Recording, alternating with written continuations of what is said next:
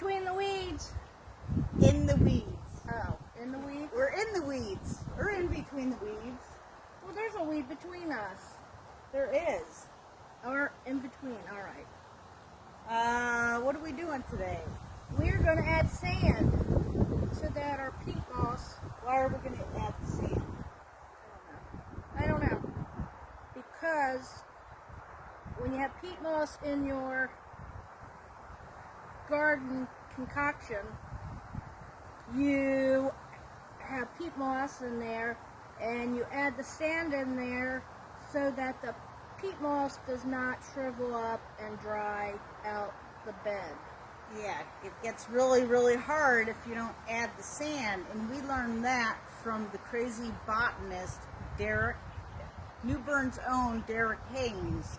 So check him out on Instagram at Chocolate Botanist. Anyway, Chocolate. I like what it are a we lot. doing?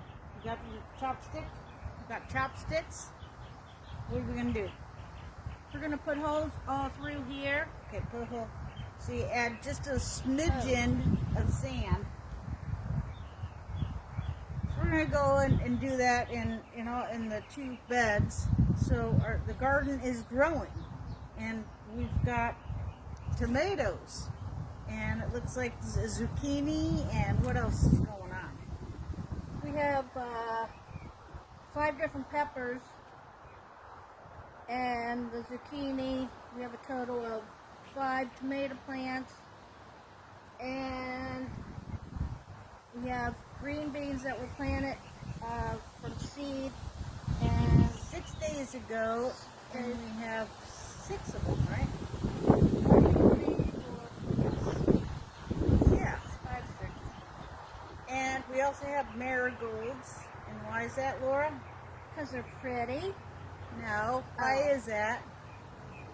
Because the smell keeps the pests away. Why? It's windy. People may not be able to hear you. Because it keeps the pests away. So it has a pungent odor? Pungent. Pungent. Pungent. Yeah, so I mean, we've got a big old tomato here. He's been hanging out for a week, and he's still not getting any color, but It's green. he's green, yeah. Maybe it's a green tomato plant. How does that work? No. We're not going to go there. Anyway, all right, that's In the Weeds for this week. Stay tuned. The article will be published soon. And if you are a gardener out there, please give us some guidance. Laura is a gardener. I don't know anything about it. So 2 different people, 2 different mindsets trying to grow food. Stop it. What? And if we do, if we have extra fruit, which I'm sure we will, we're gonna put them in a cooler on our curb for people like our neighbors to come by and pick up. And if they don't, then take it to other places that people need food. So,